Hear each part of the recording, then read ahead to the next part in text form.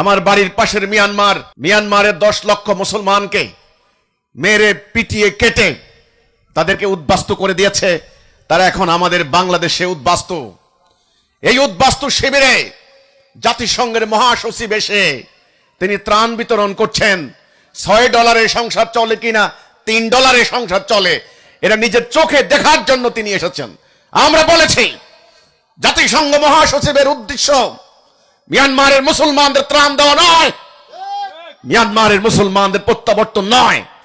জাতিসংঘের উদ্দেশ্য হচ্ছে অন্য একটা উদ্দেশ্য। আমি তখন 1 মাস আগে ভিডিও কনফারেন্সে আমি বলেছিলাম, জাতিসংঘের মহাসচিব বলেছেন বাংলাদেশকে মিয়ানমারের মানবিক সহায়তা করার জন্য করিডোর দিতে হবে। এখন এটার নাম তারা দিচ্ছেন হিউম্যানিটেরিয়ান প্যাসেজ, মানবিক করিডোর। মানবিক করিডোর আমরা দিব কেন? আপনাদের আর কোনো করিডোর নাই?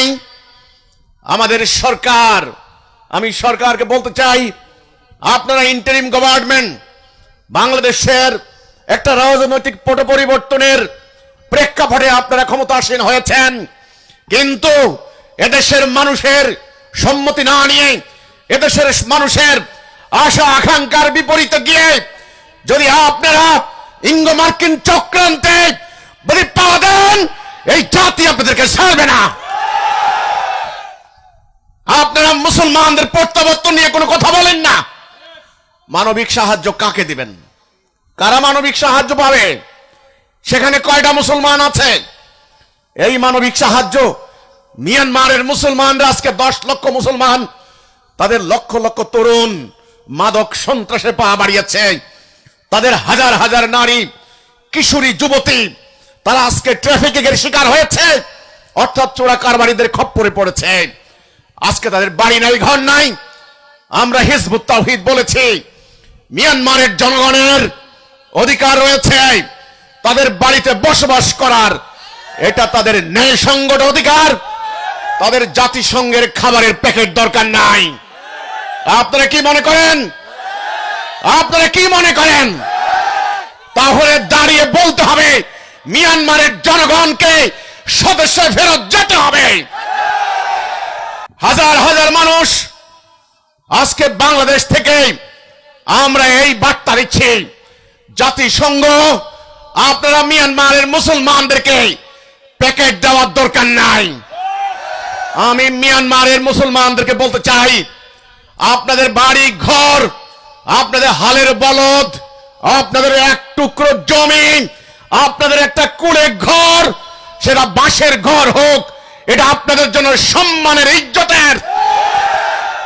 আপনারা কি জাতিসংঘের প্যাকেট চান? মুসলমানদেরকে আমি বলতে চাই, মিয়ানমারে আপনারা ফেরত যান।